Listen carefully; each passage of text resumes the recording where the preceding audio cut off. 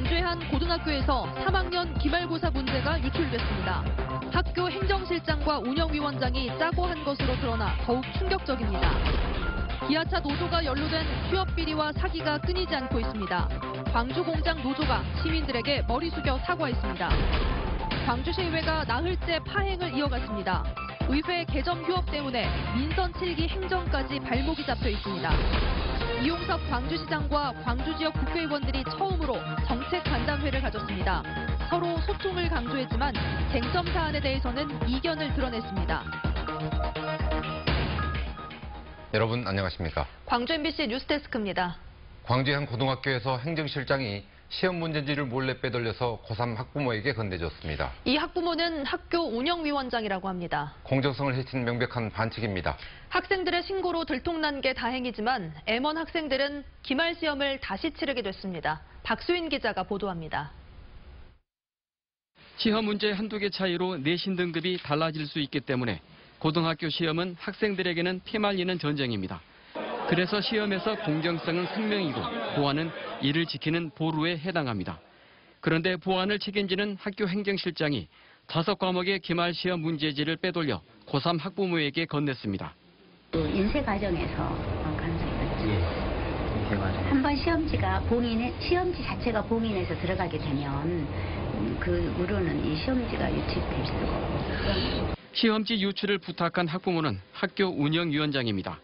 학교 운영에 중책을 맡은 이들이 짬짬이로 반칙을 저지른 건데 이번이 처음인지 대가성이 있었는지 등은 아직 확인되지 않았습니다.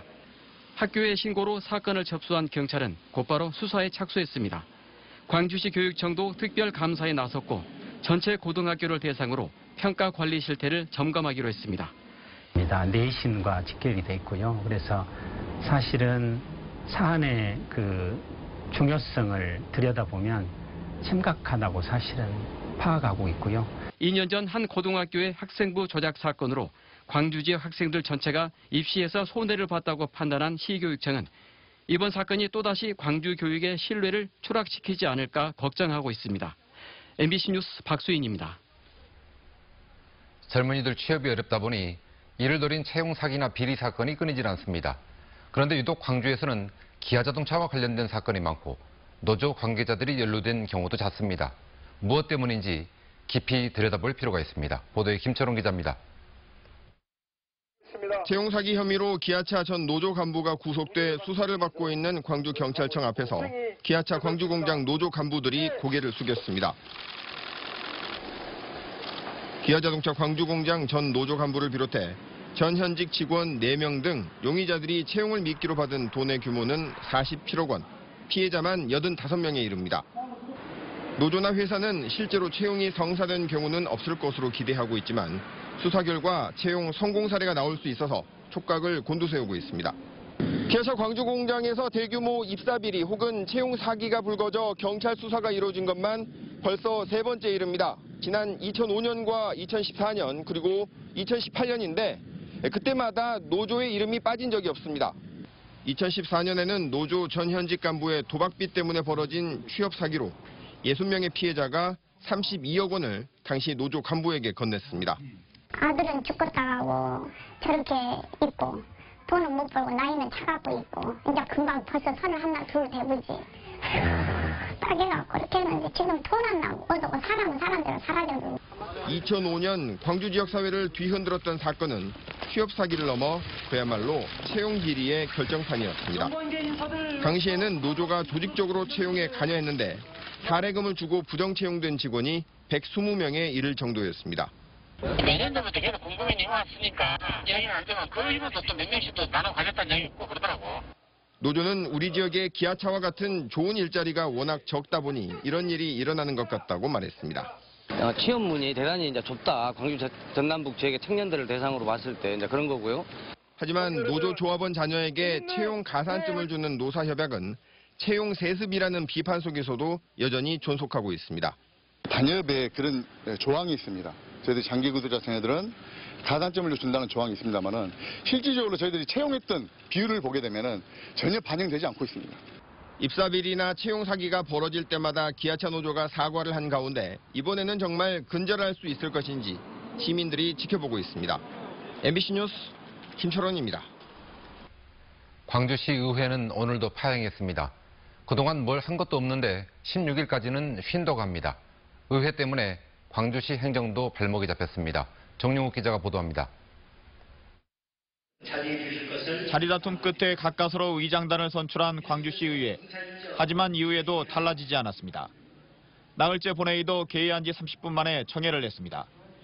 신임 의장인 김동찬 의원에 반발하는 반지신 의원 측 9명이 모두 불참해 정회가 된 겁니다.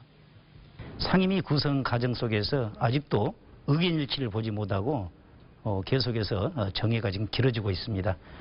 오후 늦게 의원들의 상임위 배정을 위해 잠시 속개하더니 곧바로 16일까지 휴회를 선언했습니다.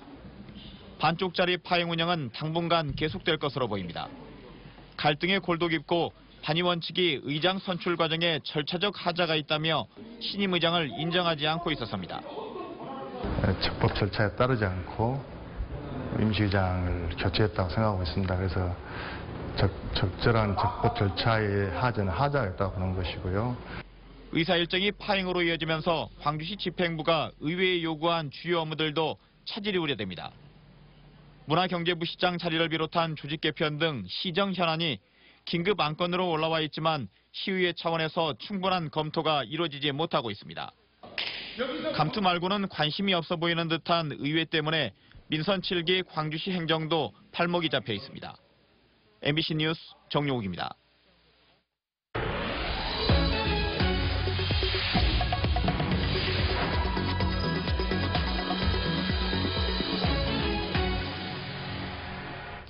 이용섭 광주시장과 광주 지역 국회의원들이 민선 7기 들어 처음으로 정책간담회를 가졌습니다. 서로 소속 정당이 다른 탓에 유난히 소통을 강조했지만 몇몇 쟁점 사안에 대해서는 이견을 드러냈습니다. 보도에 김인정 기자입니다. 광주 화이팅! 화이팅! 첫 정책간담회의 키워드는 소통, 그리고 초당적 협력이었습니다. 민선 7기 출범 뒤 처음으로 이용섭 광주시장과 마주 앉은 광주 지역 국회의원 8명은 소통을 강력히 요구했습니다. 시장과 같은 민주당 소속이 한 명에 불과한 상황을 의식한 것으로 보입니다. 시와 지역 국회의원들 간의 대화와 소통의 자리가 너무나도 부족하고 그런 것들이 결국은 우리 지역 발전에 결국은 장애가 되어 왔다고 생각합니다. 국회의원들은 시정에 대한 우려도 쏟아냈습니다. 현대차와의 투자 협약을 앞둔 광주형 일자리를 중단해야 한다는 의견부터 미국의 자동차 관세 폭탄이 지역 경제에 미칠 영향을 최소화해야 한다는 의견까지 다양한 지적이 나왔습니다. 윤장현 시장께서 취임하시던 이렇게 하던 사업 중에 봐서 안 될 것들은 좀 과감하게 털어버리십시오, 초창기에. 그러니까 5천억을 출자해서 이게 자동차 부품 공장을 만드는 것이 이게 시에서 할 일인가라는 생각이 들어요. 이용섭 광주시장은 광주형 일자리에 대해선 추진 의지를 드러냈고 국제 수영 선수권 대회 국비 지원 등 지역 주요 현안에 대해서도 의원들의 적극적인 지원을 요청했습니다. 국회 지원과 협조가 매우 필요하다고 생각을 하고 그래서 의원님들께서 많이 도와주시기를 간절히 부탁을 드리겠습니다. 첫 만남에서 이견을 확인한 광주시장과 지역 국회의원들은 앞으로 온라인 창구를 마련해 소통을 강화하며 지역 현안을 해결해 나가기로 했습니다. MBC 뉴스 김인정입니다. 세계 수영대회 D-1년을 맞아 이용섭 광주시장이 추가 국비 지원을 건의했습니다. 이 시장은 지역 국회의원들과의 정책간담회를 마친 이후 이낙연 총리를 만나 수영대회 국비가 평창 동계올림픽의 3.7%에 불과하다며 더 많은 국비 지원을 요청했습니다. 또 대회 흥행을 위한 북한 선수단 참가에도 정부의 관심을 촉구했습니다. 여름철로 접어들면서 야생 멧돼지 출몰이 늘고 있습니다. 수확기를 앞둔 농작물 피해뿐만 아니라 인명피해로 이어지지 않을까 우려가 커지고 있습니다. 김종수 기자가 취재했습니다. 먹이가 놓여있던 포획틀 앞에서 멧돼지가 머뭇거립니다. 경계를 늦추지 않던 멧돼지는 결국 틀 안에 갇히고 잠시 후 엽사들이 재빨리 처리합니다. 100kg에 육박하는 중형 멧돼지 포획은 올해 들어 두 번째. 멧돼지들이 먹을거리를 찾아 옥수수와 참외 등 과수농가들의 밭을 헤집고 다니면서 농민들의 피해가 늘고 있습니다. 산이고 때문에 당황했죠. 수확기를 두고 있는 판에 방랑이도 한나도 수확을 못 오게끔. 올해 들어 기관에 접수된 멧돼지 피해 민원만 400여 건을 넘어섰고 포획이나 사살된 멧돼지도 70여 마리에 이릅니다. 보시는 것처럼 임시 방편으로 포획티를 설치해놓고 있지만 늘고 있는 멧돼지의 개체수를 감당하기엔 역부족입니다. 특히 과수의 당도가 높아진 여름철에 출몰 시기가 큰 폭으로 늘고 있어 자치단체마다 피해를 막기 위한 대책 마련에 바빠졌습니다. 야생동물 등 피해를 예방하기 위한 전기 울타리 등 피해 예방시설 설치 사업을 추진하고 있으며 멧돼지를 직접적으로 포획하기 위한 멧돼지 포획틀 설치 사업을 검토하고 있습니다. 단순히 농가 피해뿐만 아니라 먹이에 굶주린 멧돼지가 주거 밀집 지역까지 출몰하면 예상치 못한 인명 피해까지 우려되는 상황입니다. 서식 환경과 먹이 감소의 악순환 속에 멧돼지들의 습격이 잦아지면서 농민들과 지자체의 고민이 깊어지고 있습니다. MBC 뉴스 김종수입니다. 광주 시민사회단체들이 양승태 전 대법원장의 사법농단을 철저히 규명하라고 촉구했습니다. 민주노총 등은 오늘 기자회견을 열고 양 전 대법원장이 재임 시절 전교조 법외노조 판결 등 청와대 입맛에 맞는 정치적 판결을 했다며 기본권 최후의 보루라고 불리는 사법부 정의를 실현하기 위해 책임자와 부역자 전원을 구속수사하라고 촉구했습니다. 5.18 헬기 사격과 관련한 고 조비오 신부의 명예를 훼손한 혐의로 기소된 전두환 씨의 형사재판이 또다시 연기됐습니다.